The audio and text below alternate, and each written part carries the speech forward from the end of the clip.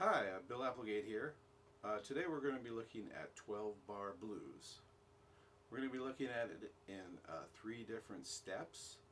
First step, we're going to explore a rhythm pattern in an open position. Then secondly, we will be looking at a rhythm pattern that we can move around the neck. And thirdly, we'll be looking at a way we can start to solo over 12-bar blues. Okay, so let's go ahead and look at the rhythm pattern in an open position. Okay, for this open pattern, we're going to be looking at the 12-bar blues in the key of E. And 12-bar blues is based on the primary chords in the key. So the one chord will be the E. And if you count up 4, E, F, G, A will be the 4 chord. If you count up 5, E, F, G, A, B, B will be the 5 chord. So we're going to have the E chord, the A chord, and the B chord, 1, 4, and 5. Okay, for the E chord, all you have to do is put your first finger on the 5th string, 2nd fret, and you're just going to be playing the 2 strings, the 6th string and the 5th string. You're going to play that note twice. Then you're going to add your 3rd finger on the 4th fret of the 5th string. So it's going to be like this.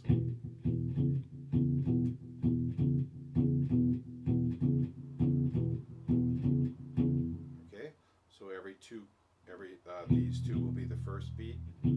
These two will be the second beat. These two will be the 3rd beat. These two will be the 4th beat. That'll give you a full measure. Right now I'm doing it with a swing rhythm. You can also do it even. But we're going to do it with a swing rhythm for now. Okay, so that'll be my E chord. Now when I go to the 4 chord, the A chord, I just move my first finger over to the 4th string, and now I'll be plucking the 5th and 4th string.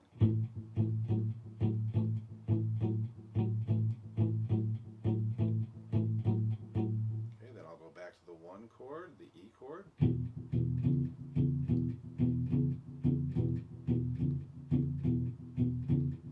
Now the trickiest part of this is going to be the 5 chord, the B chord, because there's no open strings on this one.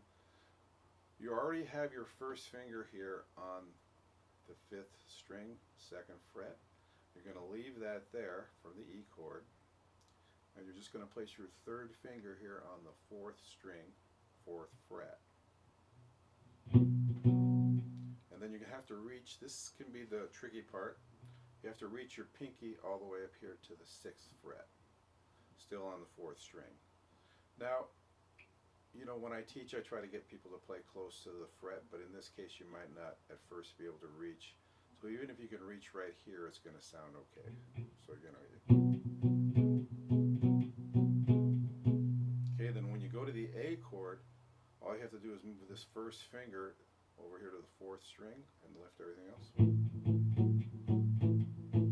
Back to E.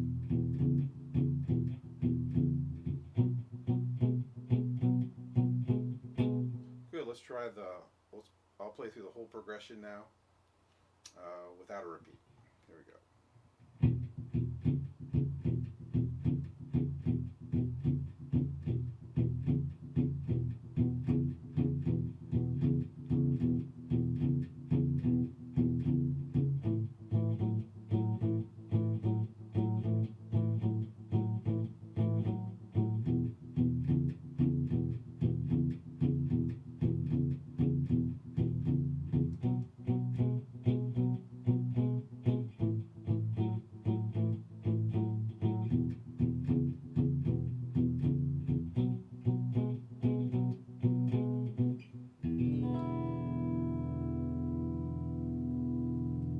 Notice too, I'm controlling the sound a little bit here with my palm.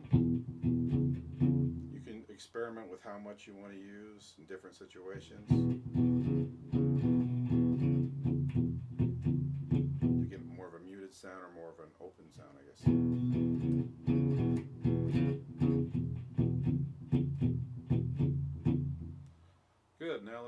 on to part 2, where we're going to look at a movable rhythm pattern. Okay, this is going to be similar to barring, so I want to free up my first finger, and so when I go to from the E to the F chord, I'm going to put my first finger here, and I'm going to put my third finger here, much like the B chord, the 1 and the 3. So we're just going to have the first finger here on the first fret, and the third finger here on the 3rd fret, 5th string. And then that's a hard reach there. So the F chord is the hardest one to play, actually. Okay? So what we're going to do is we're going to take that and move it up to here to A. F, G, A. Okay? That's where our 1 chord's going to be. And then to get to the 4 chord, all you have to do, the D, which is A, B, C, D, that's your 4 chord. You're just going to move that first finger over to the 5th and also the 3rd finger. So here's the 1 chord. There's the 4 chord. And then to get to the 5 chord, I just move this chord up 2 frets. And that'll be our E chord. A, B, C, D, E. Okay? Now the nice thing about this, if I recognize that the 1 chord's here, and I just move over here for the 4 chord and up here for the 5, I can do that anywhere. If I'm here in G, then the 4 chord will be here C, the 5 chord will be here D. Okay? So now with the 12-bar blues, the first time I played it open, I did a 1 chord for 4 full measures, then I did a 4 chord for 2, 1 chord for 2, a 5 chord for 1, 4 chord for 1, 1 chord for 1, 5 chord. So that's the basic pattern, but you can have little variations, and I'm going to do that here in this closed position.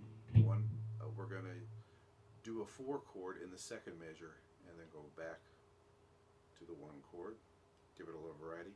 And then when we're up in the 5 chord, we're not going to come down to the 4 chord. We're going to just stay up on that 5 chord. And then at the end, we're going to do what's called a little turnaround. We're just going to play a D7 and walk it up into E7, and that'll lead us back to the 1 chord. Okay, so I'm going to go ahead and go and play the whole pattern for you. Blues in A. Okay.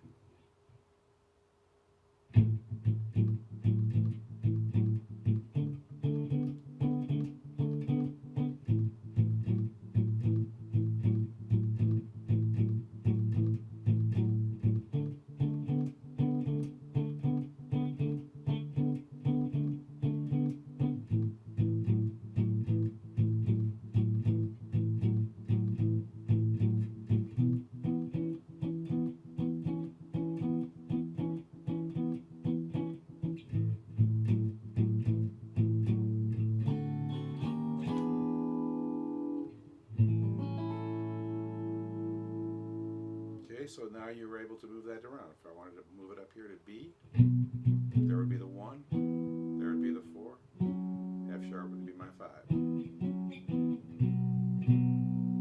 Okay, so it's a good way to get familiar with your 1, 4, and 5, which are the most important chords, especially in blues. Okay, now that once you kind of master that, we're going to look at a way to solo over this. Okay, there are different approaches you can use to soloing over 12-bar blues. We're going to start by using just a pentatonic scale. Hopefully you've learned your pentatonic patterns by now. We're just going to use this first pattern here.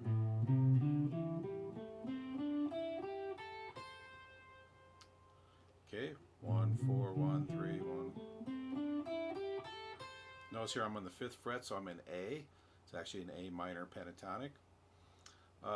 What I suggest is when you first start out is just playing short little phrases, taking a break, playing another little short phrase, 4, 5, 6 notes, something like that. And then that way you can develop these little licks that you can use later on. Eventually you do want to kind of figure out how these pentatonic notes fit the chords, but at this point I would just experiment with coming up with little ideas that sound good to you. Use your ear and come up with these ideas, And then eventually you want to go on and figure out how you can use different chord tones, etc. But just getting started, I think this is a really good way to get getting started by playing these little short phrases using a pentatonic scale. So I'm going to demonstrate a little bit of, I'm just going to, and this is something you should do too. You should record the rhythm pattern, and then you can play over it. I will include this track that I use and another track that's longer on my website. So if you want to download this to practice with, you can do that too. Okay, so here we go. We're just going to use the pentatonic scale over a 12-bar blues. I won't use any notes outside of that pentatonic scale pattern, and I'm just going to use little short phrases and take a break. Okay, that way you can. What I see a lot of students is they'll just kind of go up and down the scale, up and down the scale, not really play anything musical. So I think these little short phrases are good ways to get started. Okay, so here we go.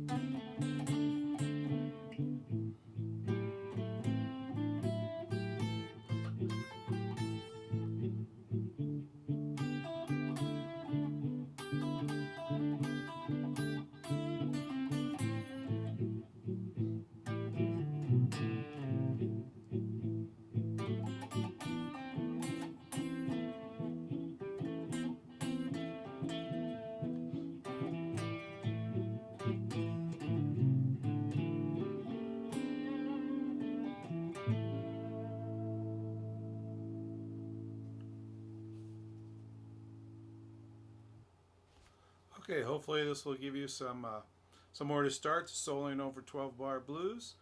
First, make sure you get down the rhythm pattern real well. Then, while working on the A pattern, use that A pentatonic to start with. I will include a copy of my little rhythm pattern that I recorded on the website if you need that. And I hope this was useful, and have a good day.